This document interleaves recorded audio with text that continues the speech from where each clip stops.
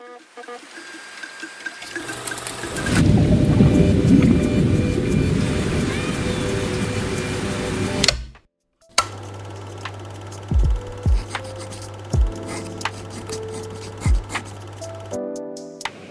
I'm Lawrence and I will guide you through a training where we learn the most important prerequisites and preparation moves for the front cartwheel. So let's talk about the name first. I call this move a front cartwheel. In tricking it's mostly known as cartwheel semi. If you're a gymnast or dancer you may know it as tinsica, and in capoeira you would call this move Audi French, but I'm probably pronouncing it wrong. So what is a front cartwheel? It's a cartwheel variation where with the landing of your feet your hips do not face the hand or starting point, but the hips stays directed towards the front. So is a front walkover the same as a front cartwheel? No, the important difference is that for a front walkover you would place the hands parallel to one another as you would place them when doing a normal handstand, comparison to this. This makes it possible to throw the leg more sideways or to play with different angles. And going sideways allows you to take some pressure off of your back arch and also to avoid having to go completely inverted. In my approach, the inversion is something that we, at least in the beginning, want to avoid completely. So make sure you went through a proper warm-up of your whole body, focus on really warming up your wrists and also the core. Here are two areas that I want you to take special care of. We are on all fours. We want to draw big circles with our shoulders. Then you want to focus on protracting and retracting the shoulder. So you're pushing the shoulder blades together in the back and away from one another at the front. Same thing, but you lift your hip as high up as you can whilst keeping your arms fully extended so that you have to push more of your body's weight. Lastly, from the bear position on all fours, knees lifted from the floor, we are walking into a half bridge. The moment our front side starts to face the ceiling, we want to focus on the protraction of the shoulders. So this is really important as it will train your shoulder strength, which will be very helpful. Now let's start with some simple stretches of the quads. You can do this in standing position, or to increase the stretch you can go down to the floor. Then let's go for a little combo. So from the deep launch we want to go into a variation of a sissy squat. So we push the hip towards the ceiling while we keep the balance. You can repeat this a few times until you really feel your legs warming up. Alright, let's quickly talk hip alignment. So if you're standing, imagine sitting down on a very high invisible chair that is only slightly beneath your hip height, because this posterior tilt of the hip can give us some great advantages.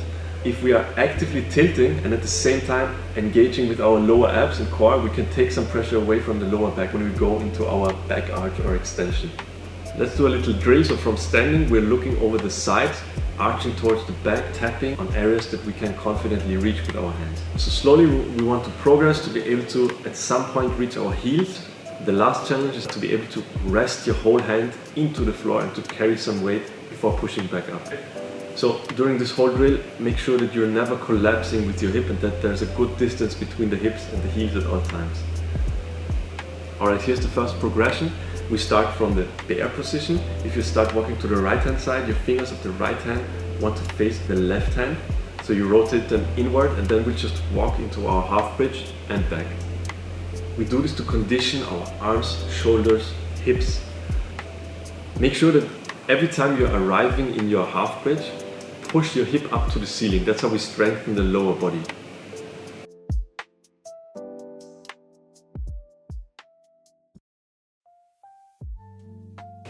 Second progression, same thing, but now we lift off one leg from the floor and then start to get used to throwing our leg as easy as possible.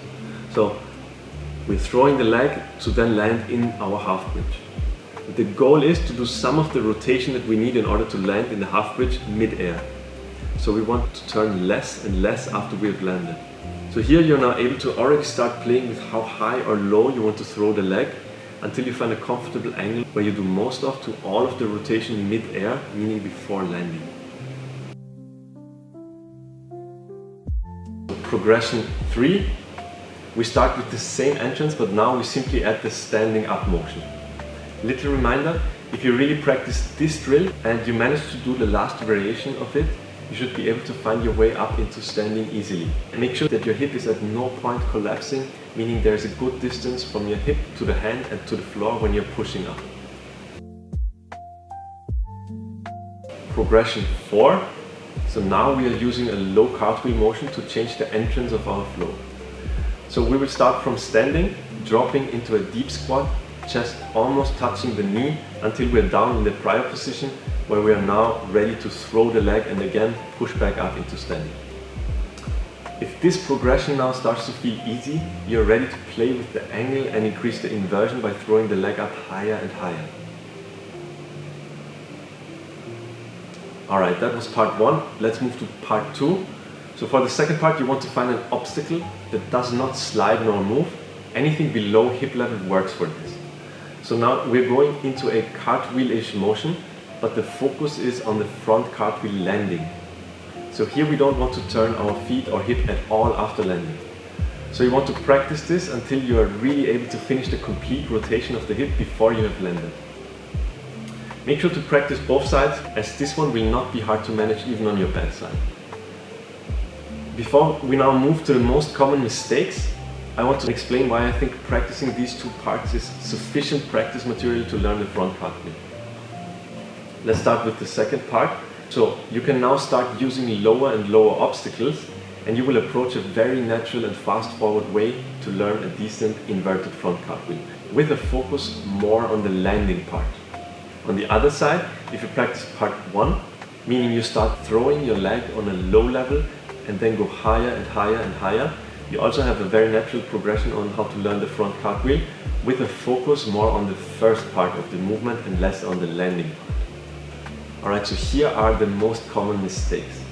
Number 1, you're doing the turn after you have landed. This is the most common one. Sometimes if you do this very quickly, it might feel like you have landed it, but you just landed a normal cartwheel and then turned right at the end. Number 2, you're flipping into it with a lot of momentum. So like in a normal cartwheel, there should be no air time.